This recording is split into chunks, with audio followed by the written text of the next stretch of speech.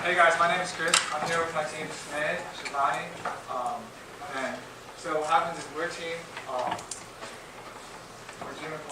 and basically if you want, you can follow us during our presentation on our website or download our app on App Store.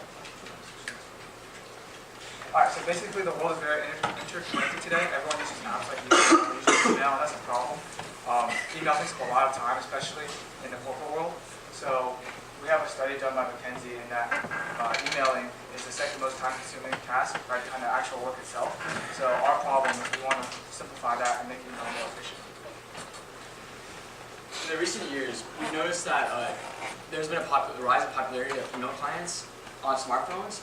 And Facebook actually did a study and found out that the most time-consuming activity on all smartphones is email. We did some customer discovery throughout the hackathon. Our assumption was that how long do people spend checking through the email and sending emails every day? And we discovered that the majority of people spend 30 minutes to 1 hour every day checking email, and the majority of them check it through their cell phone.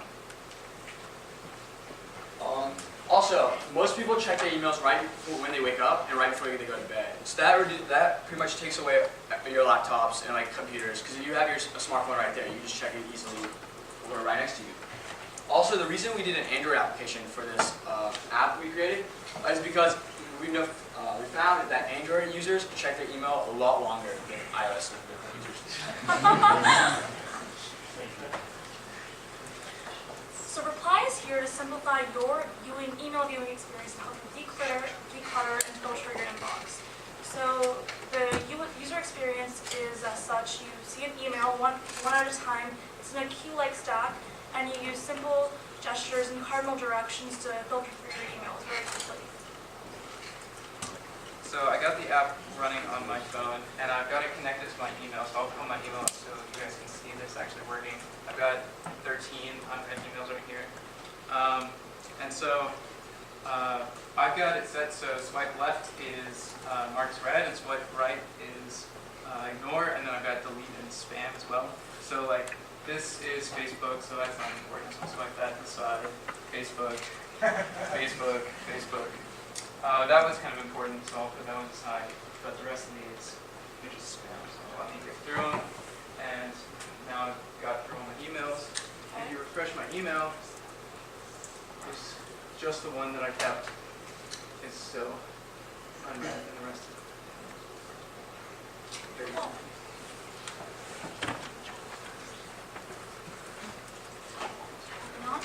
Alright, so our short-term opportunities include hopping onto multiple email platforms. As we said, we're only on Android now because that's where the problem originated. So in the future, we'd like to go to iOS and other email platforms.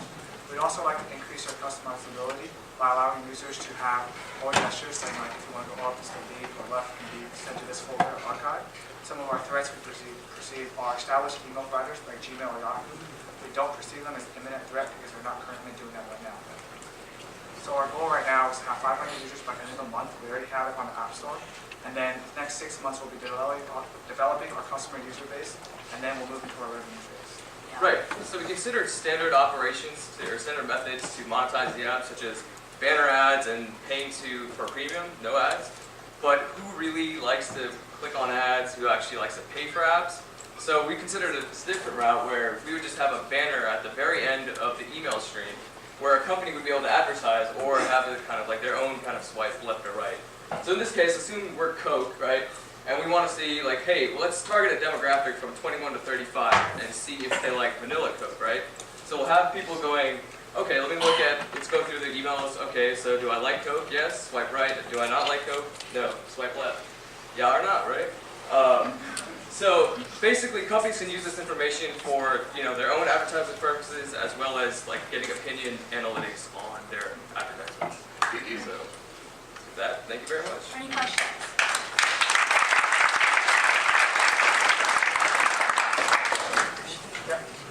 Google recently released Google Inbox.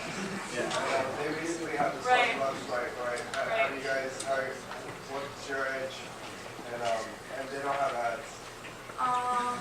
So Inbox is a full management tool. Like it's a really great at doing all the high level or the low level complex features of managing email. But if you just want to clear out most of the crap and save the good stuff, that's what we're for. So you can't actually you can't use this to reply to emails. It's really just a Yeah. Also, so inbox essentially is intelligent, right? It makes decisions for you. It's a step up from priority inbox, where they are putting emails into buckets for you, right? But it's data's shown that 1 in 10 emails are misplaced, and so a lot of users have reported paranoia, where hey, did that email get read or not? So our email puts the power in our app puts the power in your hands. You can quickly survey through all of your emails in seconds, and then still resort to using, Gmail to do your heavy-duty email needs, right? But this addresses your quick survey needs to filter not by a robot, but by a human. Tastefully, you could probably move into paying people to read their email. With your advertisement element is a survey element, and there's quite a bit of value directed to the direct positioning, but also indirect positioning to gain information. If I've run through this, I'm running through this fast, I'm going to run through a survey fast too. Exactly. I'm engaged to do things fast and quickly and offer quick judgment. If I pop a few things in there, I can actually, instead of, I can actually give money, benefits, prizes, or revenues to people that use this app as well as an extra inducement. Right. It seemed. Yeah, I work in the advertising industry, so it's really interesting. I can see it more in application for A/B testing or all kinds of different things. Right. A/B testing, right? And then you could actually, and I kind of think I heard this, setting up rules or mechanisms in which you can change your swipes to different types Yeah, of things. flexibility. So that's like super interesting for me. It's like being able to have different types of swipes for different types of things, and me being able to set those rules. That's interesting. Because in our customer discovery, we found that like everybody has a different kind of workflow for managing their email, but everybody has something. Yeah. So with the ad industry also, like traditional ads, it's about building a brand. It's not about finding out what your users want. These opinion-based ads. Question? I'm confused. So currently it's a filter for my inbox, but if I swipe right, I mark something as read, even though I just basically filtered it to read it later. Is that what happens in the network? So my personal workflow is that I like to keep emails that I still need to respond to as unread, so they bother me. And so by keeping them unread, I can deal with them when I get to my desktop. But I know other people have different workflows where they might want to start it to know they have to deal with it later. And so you could easily set star to that side and that sort of thing, or delete for the other direction. You mentioned demographics, and I didn't get all the fact that the robots really are. How are you going to get the demographics? All reading right now?